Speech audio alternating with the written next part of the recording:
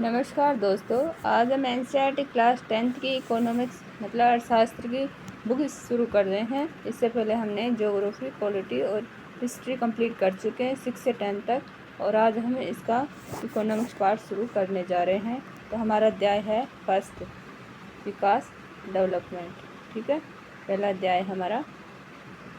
ठीक है, चलो दोस्तों शुरू करते हैं।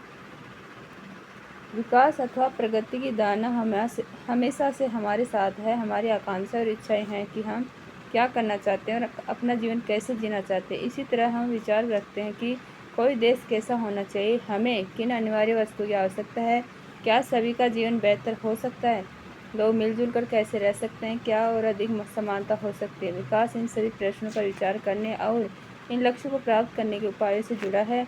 यह काम जटिल है और इस अध्याय में हम विकास को समझने की प्रक्रिया शुरू करेंगे। आप उच्च कक्षाओं में इन मुद्दों को अधिक गहराई से सीखेंगे। इसके अतिरिक्त ऐसे बहुत से प्रश्नों के उत्तर आपको अर्थशास्त्र में ही नहीं बल्कि इतिहास और राजनीति विज्ञान के पाठ्यक्रम में भी मिलेंगे। ऐसा इसलिए है कि हम आज जो जीवन जी रहे हैं वह अतीत से प्रभावित है। हम इसे जाने बिना बदलाव की इच्छा नहीं रख सकते। इसी तरह हम केवल एक लोकतांत्रिक राजनीतिक प्रक्रिया के द्वारा ही इन आशाओं और संभावना को वास्तविक जीवन में प्राप्त कर सकते हैं।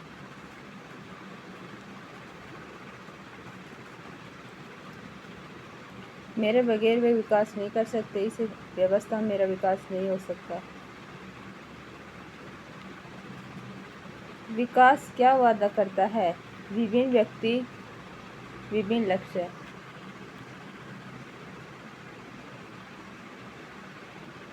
हम यह कल्पना करने का प्रयास करें कि तालिका 1.1 में दी गई सूची के अनुसार लोगों के लिए विकास का क्या अर्थ हो सकता है। उनकी आकांक्षाएं हैं। आप देखेंगे कुछ स्तंभ अधूरे भरे हुए हैं। इन तालिकाओं को पूरा करने की कोशिश कीजिए। आप चाहे तो किन्हीं और श्रेणी के व्यक्तियों को जोड़ सकते हैं। तुम एक कार चाहते हो। अभी देश की जो स्थिति है उसमें तुम यही आशा कर सकते हो कि काश तुम्हारे पास एक रिक्शा होता।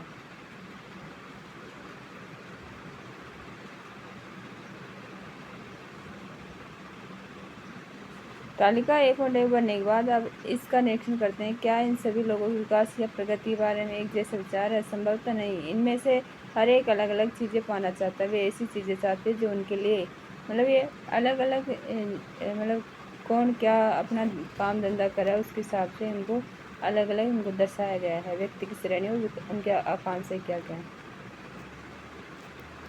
उनके लिए सर्वाधिक महत्वपूर्ण अर्थात वे चीज़ें जो उनकी आकांक्षाओं और इच्छाओं को पूरा कर सके। वास्तव में कई बार दो व्यक्ति या दो गुट ऐसी चीज़ें चाह कर सकते हैं जिनमें परस्पर विरोध हो सकता है।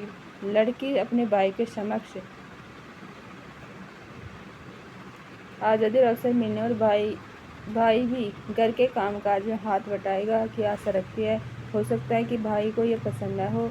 इसी तरह अधिक बिजली पाने के लिए उद्योगपति ज़्यादा बांध चाहते हैं, लेकिन इससे जमीन जलमग्न हो सकती है और उन लोगों का जीवन अस्त व्यस्त हो सकता है जो बेघर हो जाए। जैसे कि आदिवासी में वे इसका विरोध कर सकते हैं और हो सकता है कि वे अपने खेतों की सिंचाई के लिए केवल छोटे चेक बांध या तालाब पसंद करें।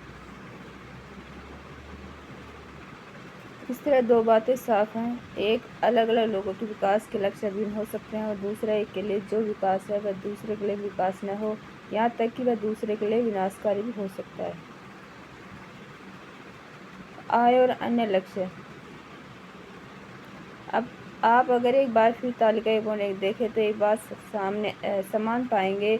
लोग चाहते हैं कि उन्हें नियमित काम, बेहतर मजदूरी और अपनी उपज अथवा अन्य उत्पादों के लिए अच्छी कीमतें मिलें। दूसरे शब्दों में ज़्यादा आय चाहते हैं। किसी भी तरह से ज़्यादा आय चाहने के अतिरिक्त लोग बराबरी का व्यवहार, स्वतंत्रता, सुरक्षा, दूसरों से आदर मिलने की इच्छा भी रखते हैं। भेदभाव से अप्रसन्न होते हैं। ये सभी महत्वपूर्ण लक्ष्य हैं, बल्कि कुछ मामलों में ये अधिक आय और अधिक उपभोग से अधिक महत्वपूर्ण हो सकते हैं, क्योंकि जीने के लिए केवल भौतिक वस्तुएं पर्याप्त नहीं होती।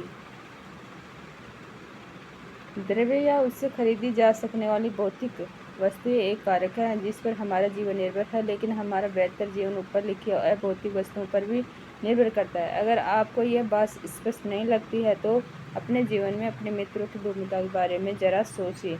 आपको उनकी मित्रता की इच्छा हो सकती है। इसी तरह और भी बहुत सी चीज़ें हैं जिन्हें आसानी से मापा नहीं जा सकता, लेकिन उनका हमारे जीवन में बहुत महत्व है। इनकी प्रायः उपेक्षा कर दी जाती है, लेकिन यह निष्कर्ष निकालना गलत होगा कि जिसे मापा नहीं जा सकता वह महत्व नहीं रखता।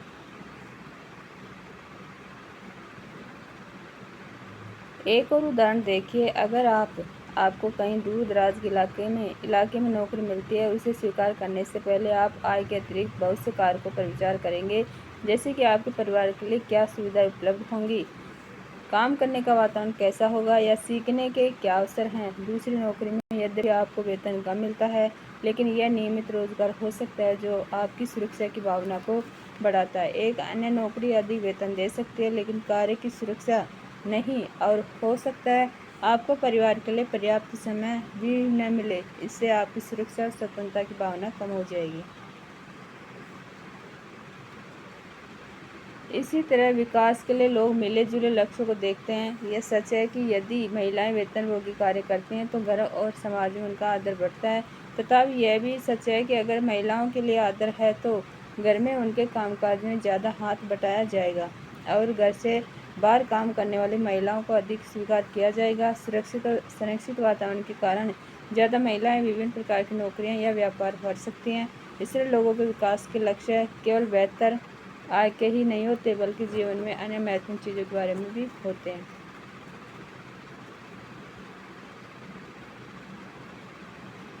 राष्ट्रीय विकास, जैसा कि हमने ऊपर देखा, यदि लोगों के लक्ष्य भिन्न हैं तो उनकी राष्ट्रीय विकास के बारे में धारणा भिन्न होगी। आपस में इस विषय पर चर्चा कीजिए कि भारत को विकास के लिए क्या करना चाहिए।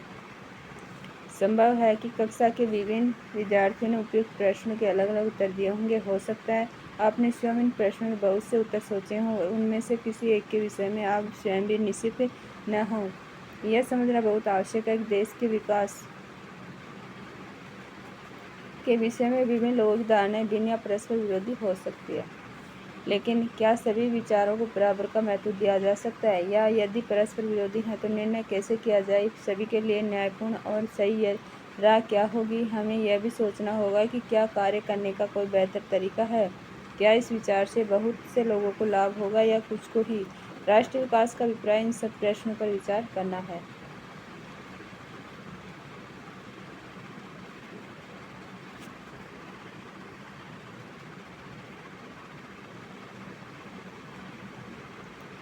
विभिन्न देशों या राज्यों की तुलना कैसे की जाए। आप पूछ सकते हैं कि अगर विकास का अर्थ अलग अलग हो सकता है तो फिर कुछ देशों को विकसित और कुछ को अविकसित कैसे कहा जा सकता है। इससे पहले कि हम इस विषय पर आए, एक अन्य प्रश्न के बारे में सोचते हैं। जब हम भिन्न भिन्न चीज़ों की तुलना करते हैं तो उसमें समानता और अंतर दोनों हो सकते हैं। हम उनकी तुलना करने के लिए किन पहलुओं का प्रयोग करते हैं। कक्षा में विद्यार्थियों को देखते हैं। हम विभिन्न विद्यार्थियों की तुलना कैसे करते हैं। उनमें ऊंचाई, स्वास्थ्य, प्रतिभा और रुचि के अनुसार अंतर है। हो सकता है सबसे स्वस्थ विद्यार्थी सबसे पढ़ाकू विद्यार्थी न हो, सबसे बुद्धिमान विद्यार्थी हो सकता है मित्रता व्यवहार न रखता हो। तो हम विद्यार्थी की तुलना कैसे करते हैं। हम जो मापदंड प्रयोग करेंगे वह तुलना के उद्देश्य पर निर्भर करेगा। खेलकूद टीम, वाद विवाद टीम, संगीत टीम या पिकनिक के लिए टीम, सबके चयन के लिए अलग मापदंड होंगे। फिर भी अगर हमें किसी उद्देश्य से कक्षा के विद्यार्थियों की सर्वांगीण प्रगति के बारे में मानक चाहिए तो हम उसे कैसे चुनेंगे।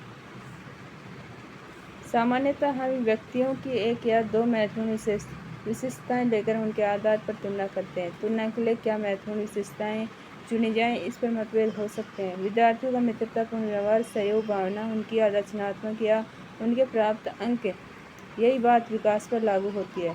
देशों की तुलना करने के लिए उनकी आय सबसे महत्वपूर्ण विशेषता समझी जाती है।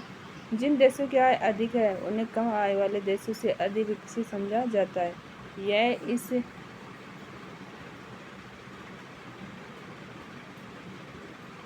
समझ पर आधारित है कि अधिक आय का अर्थ है मानवीय आवश्यकताओं की सभी वस्तुओं का अधिक होना। जो भी लोगों को पसंद है और जो उनके पास होना चाहिए, वे उन सभी वस्तुओं को अधिक आय के द्वारा प्राप्त कर पाएंगे। इसलिए ज़्यादा आय अपने आप में एक महत्वपूर्ण लक्ष्य समझा जाता है। अब एक देश की आय क्या है। अंतर्दृष्टि से किसी देश की आय उस देश के सभी निवासियों की आय है। इससे हमें देश की कुल आय ज्ञात होती है। लेकिन देशों के बीच तुलना करने के लिए कुल आय इतना उपयुक्त माप नहीं है, क्योंकि देशों की जनसंख्या अलग अलग होती है। कुल आय की तुलना करने से हमें ये ज्ञात नहीं होगा कि औसत व्यक्ति क्या काम मतलब क्या कमा सकता है, क्या एक देश के लोग दूसरे देश के लोगों से बेहतर है। इसलिए हम औसत आय की तुलना करते हैं, जो कि देश की कुल आय को कुल जनसंख्या से भाग देकर निकाली जाती है। औसत आय को प्रति व्यक्ति आय भी कहा जाता है। विश्व बैंक की विश्व विकास रिपोर्ट के अनुसार देशों का वर्गीकरण करने में इस मापदंड का प्रयोग किया गया है। वे देश जिनकी 2019 में प्रति व्यक्ति आय यूएसए की $49,300 प्रति वर्ष या उससे अधिक है, समृद्ध अथवा उच्च आय देश, और वे देश जिनकी प्रति व्यक्ति आय यूएसए $2,500 प्रति वर्ष या उससे कम है, उन्हें निम्न आय वाला देश कहा जाता है। कहा गया है भारत मध्य आय वर्ग के देशों में आता है, क्योंकि उसकी प्रति व्यक्ति आय 2019 में केवल यूएसए की $6,700 प्रति वर्ष। समृद्ध देशों जिनमें मध्य पूर्व के देश और कुछ अन्य छोटे देश शामिल नहीं हैं, वो आमतौर पर विकसित देश कहा जाता है।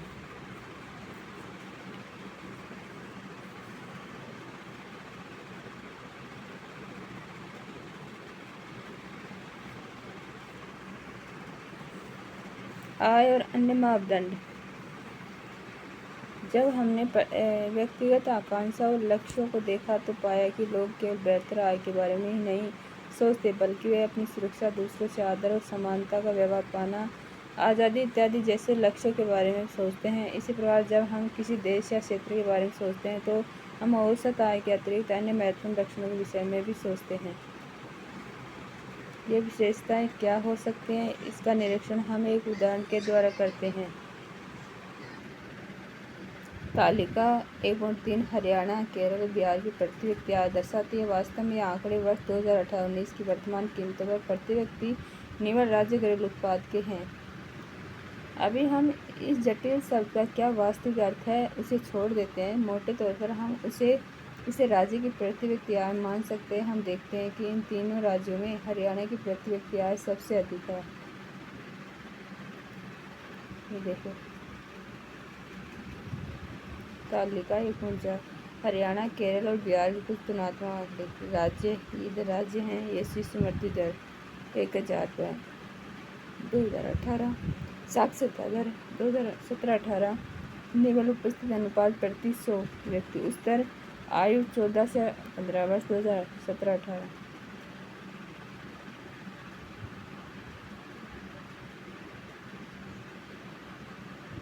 इस तालिका में प्रयोग किए गए कुछ शब्दों की व्याख्या। शिशु मृत्यु दर क्या होता है? किसी वर्ष में पैदा हुए या ज्यादा जीवित बच्चों में से 1 वर्ष की आयु से पहले मर जाने वाले बच्चों का अनुपात दिखाती है। साक्षरता दर 7 वर्ष या उससे अधिक आयु के लोगों में साक्षर जनसंख्या का अनुपात। निम्न उपस्थिति अनुपात 14 तथा 15 वर्ष की आयु के स्कूल जाने वाले कुल बच्चों का उस आयु वर्ग के कुल बच्चों के साथ प्रतिशत।